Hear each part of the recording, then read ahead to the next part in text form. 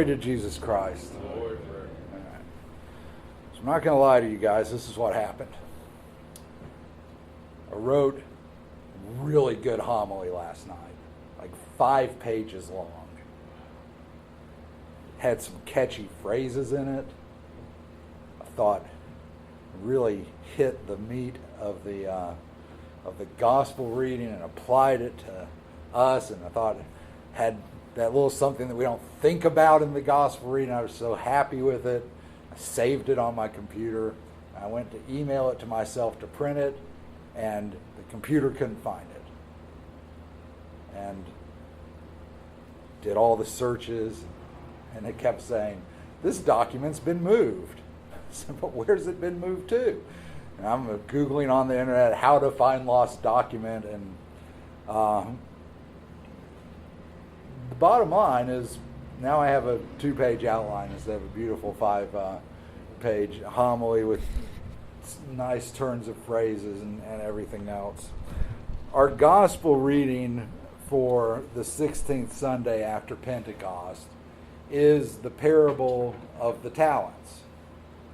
And although I can't prove it, I don't believe that when the church was putting together its lectionary and said, we're going to put the parable of the talents on the 16th Sunday after Pentecost, I don't think that they were thinking, well, this will usually come up sometime in the early fall when the budget committee's making their budget for the next year, and this will give the priests a good chance to preach about giving and all that.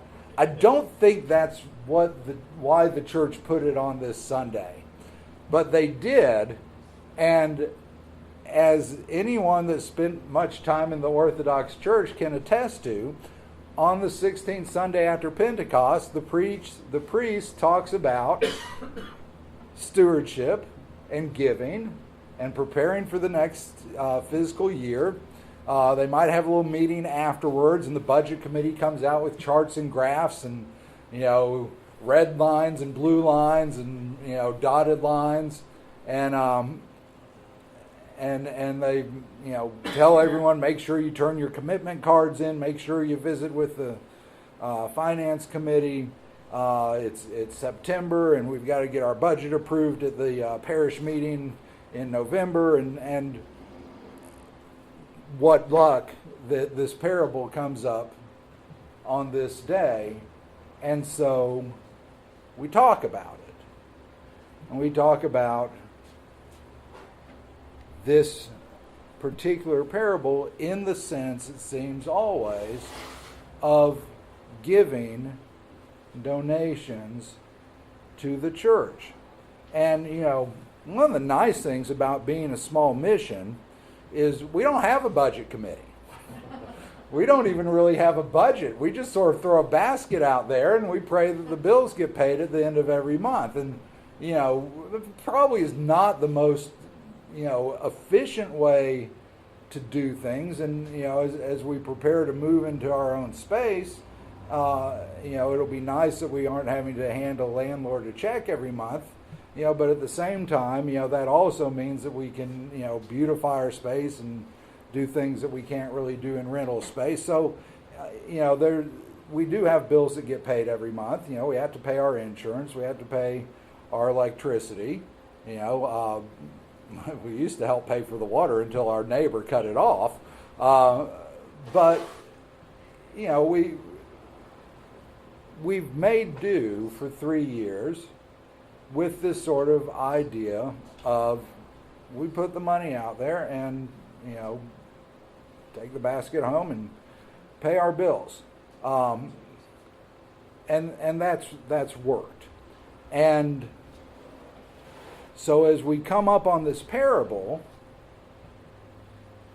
we might think, well, here's a good time to talk about these things because we never really talk about it any other time. But I think the danger in doing that, and the danger that every single Orthodox church that is today preaching on giving and stewardship misses, is that this parable is about so much more than writing your check to the church. We should start by asking ourselves, if we're going to talk about stewardship, because notice, it doesn't matter what church you go to, they aren't talking about money, they're talking about stewardship, because that sounds somehow not like money, although it ends up we always talk about money. We talk about stewardship, and as we talk about stewardship, we'll slide in the references to the money, right? But if we're going to talk about stewardship, let's start at the beginning. What's a steward? Because if we're going to be doing stewardship, we need to know what a steward is. Otherwise, we're not going to know what to do, are we? And there are a variety of definitions of steward, but all of them seem to have one commonality, and that is they involve the care of something not your own. For instance, on airlines, we have stewards and stewardesses. They take care of the physical needs of the passengers, but also they're responsible for safety in the cabin. But as we look at what a steward is, there's more than just, bringing peanuts and Cokes. The definition of steward has always had a sense of management, responsibility, and it's always had a sense that it is more than a security guard. It is more than a security, it's more than making sure something stays safe, but making sure that something grows and increases for the benefit of the person who has entrusted it to you. And if we look at that sort of definition of stewardship,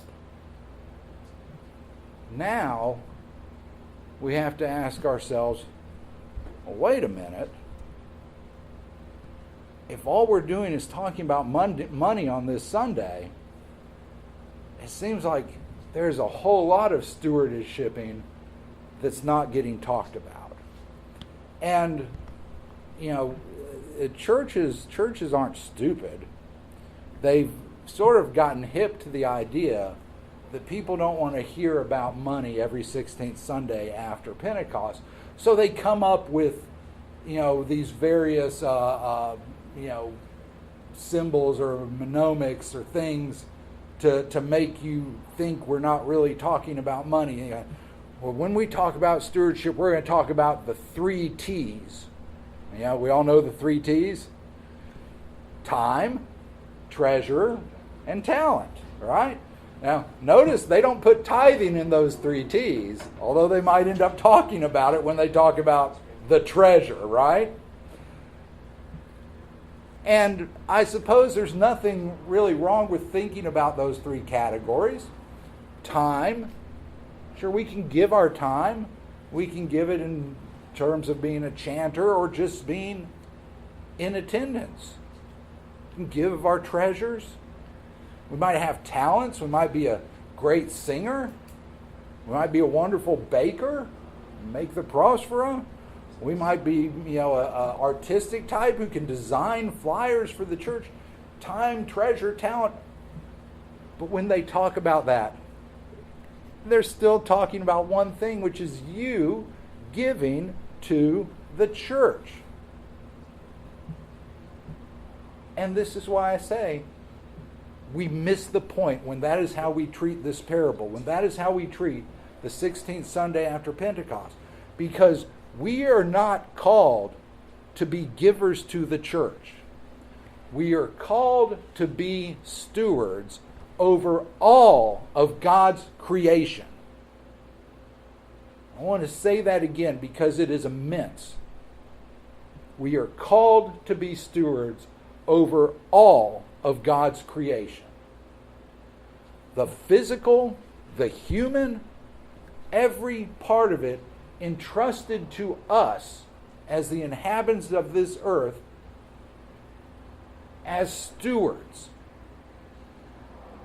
people entrusted to care for it, not just for safekeeping, but for betterment and for increase.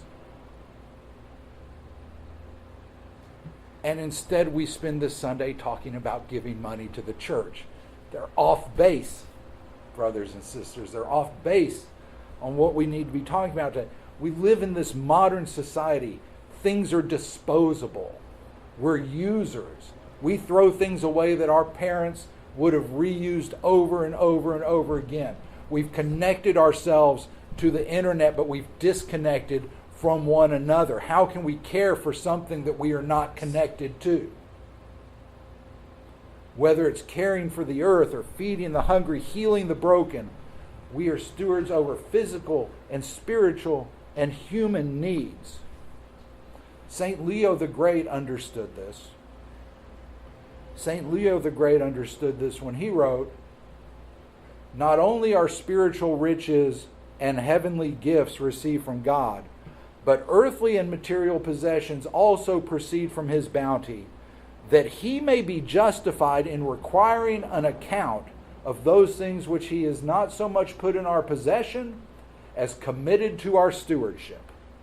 God's gifts, therefore, we must use properly and wisely, lest the material for good work should become an occasion of sin." The things that we have been given by God, we can put to use for the stewardship of his creation, or we can put them to use for our own enjoyment and sinful needs. We have clear choices. And here we talk about money for the church. No, this is so much bigger than that. St. John Chrysostom in the 4th century wrote a book called On Wealth and Poverty. And he said the Christian owns nothing because God owns everything. So when we take a step back and we say, what is stewardship really? What is stewardship really? There are several things that we ought to be able to agree upon. And this list is not an original list. It came from a man named Ron Nicola, who spent a lot of time working with the Antiochian diocese. But first, he says, stewardship is our active commitment to use all our time, treasure, and talent. Notice the word all. Not 10%, not what we think we can afford to give up this week, but stewardship is our active commitment to use all our time, talent, and treasure for the benefit of humankind in grateful acknowledgement of Christ's redeeming love. Number 2, stewardship is caring for the needs of others. Number 3, stewardship is offering oneself to God as he offered himself to us. Number 4, and I think this is a good one, stewardship is what a person does after saying, "I believe," as proof of that belief. Stewardship is learning how to be a responsible and concerned caretaker of Christ's church. It's learning how to enjoy church life and be happy in church work, for in her dwells the fullness of the Spirit of God. And stewardship is devotion and service to God and his church as persons, as families, as deaneries, dioceses, national church, and as the church universal. You see, the church is part of creation also. So he can talk about those last two, and we haven't gone off the rails the way we are if we forget those first 4. And I think that's what happens in churches far too often, is this parable comes up, this Sunday comes up, it's budget time, and we talk about those last 2, taking care of the church. And we never connect what this parable is about to those first 4 things. Caring for all of humanity, the needs of others, for all of God's creation. St. Basil the Great said that the rich person says, "Who do I injure when I retain and conserve my own?" Well, rich person, St. Basil says, which things are yours? Whence have you brought them into being? You're like one occupying a place in a theater which should prohibit others from entering, treating that as one's own, which was designed for the common use of all. Remember, St. Basil the Great was very blunt. He used to say, you have 2 coats, you stole one from the poor. He was very, very straightforward in how he conceived those that gathered excess for themselves. And I think if we go back to that first item on Mr. Nicola's list, stewardship is our active commitment to use all our time, talent, and treasure for the benefit of mankind in grateful acknowledgement of Christ's redeeming love, then we really will understand what this parable is about. The first 2 servants gave the increase to the Lord. The third one acted as a guardian, a safekeeper, not a steward. He was scared of the wrath of his Lord, and thus he did nothing. And he received the wrath of his Lord as a result. Stewardship is not for the rich. It's for all of mankind. Because whether it's a penny in our pocket or big bankroll, whether we live in a shed with a leaky roof or a shiny mansion, whether our shoes have holes in them but get us from place to place, or we drive a luxury car, each of these things are entrusted to us for care and for increase to the Lord. So, brothers and sisters, as we return to this liturgy, let us be faithful stewards of that which has been entrusted to us, both within the 4 walls of this church, but within all of God's creation, because stewardship does not begin in the church, and it surely does not end in the church. So as we have the opportunity to reflect upon this parable, let's give it the due that it deserves. It's not about planning our budget for the next year. It's about tending creation for its eternity and our eternity, that we might hear, well done, good and faithful servant. In the name of the Father, and Son, and the Holy Spirit, glory to Jesus Christ.